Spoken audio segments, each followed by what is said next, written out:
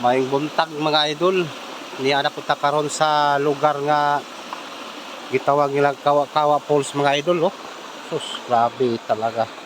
Sobrang ganda mga idol. Pura buyag. Ayan.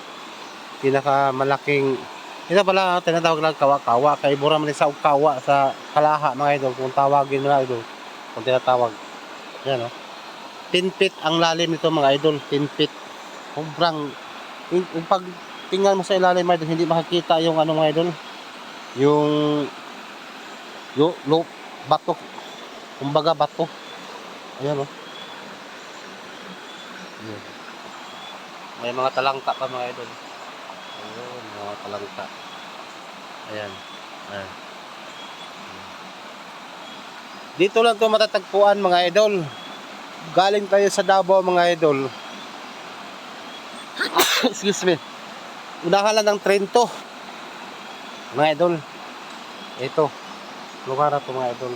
Pag galing naman tayo sa Bislik mga idol, lagpas pa ng mga agoy mga idol. Lagpas pa ng mga agoy. Ayan. Well, may mga tulay sila. Wala tinatawag na Kawa-Kawa Falls. Kasi dito sila naliligo sa ilalim ng parang balon. Kung tawag niyan, balon.